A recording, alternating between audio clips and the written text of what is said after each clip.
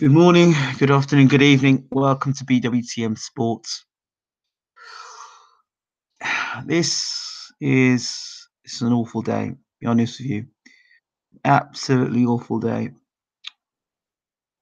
They say things come in threes. Well, I had a particularly good day, good night, and then I kind of just got here to read the news. And I've just heard 21 minutes ago via my Facebook page that the great Brendan Ingle, the trainer at the Winkerback Dream in Sheffield, has passed away. And I called I call Brendan Ingle the great because he did everything that was possible for a trainer, from taking a fighter from, you know, from what I know of as a professional trainer, from the from having nothing as a pro fighter to becoming a world champion. I think it's absolutely amazing. I don't know how he trains some of these guys since they're young, much younger than that. Obviously, he must have worked with Naz. Seen pictures of Naz and Brendan working when they're younger. But Brendan Ingle, what a trainer! I've always called him always recognise him as Britain's greatest trainer, even all the names that are thrown around today, because he was an artist. He was a guy that was able to put his stamp on the sport through his fighters, whether it be Johnny Nelson, Prince Nazim Hamid, Harold Graham, Ryan Rhodes. God, there were so many fighters, Clifton Mitchell, so many fighters that came out of that gym with that style that entertained us for over the years. And I'm just devastated. I knew that Brendan Ingle wasn't in the greatest of health. I did hear about that, but a real loss to the sport of boxing. One of those guys that I grew up watching, Brendan Ingle, his fighters. These were the guys I grew up with: Johnny Nelson, Prince Nazim Hamid, Ryan Rhodes. This would be, and I always remember Brendan Ingle, always full of beans, always positive. Harold Graham, of course, another fighter.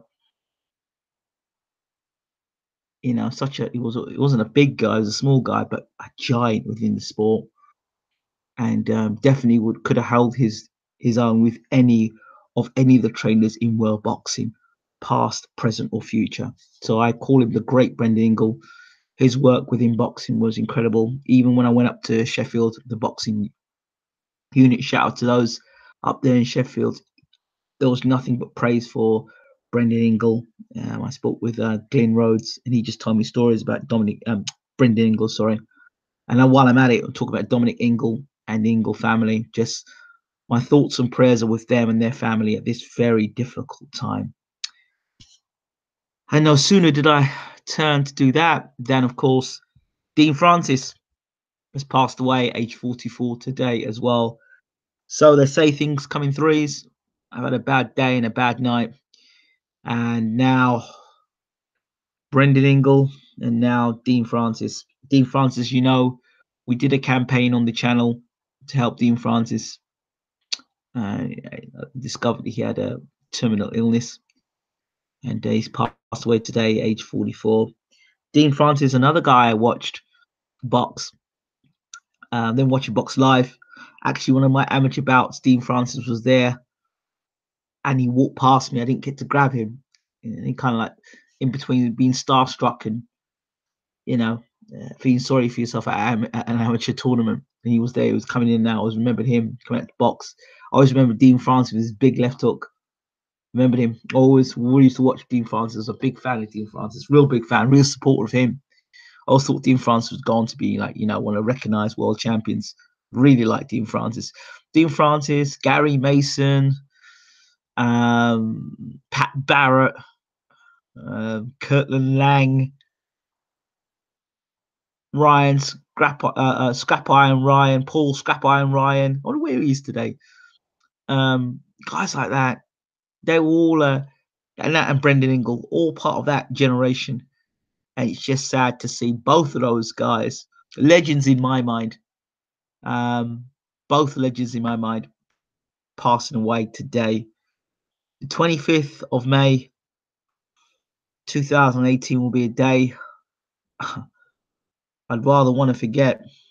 But when you've got legends like Brendan Ingle and Dean Francis, it cut me up even when Gary Mason passed away as well. I mean, these are people I've never met, never interviewed, but they're guys that are part of a family.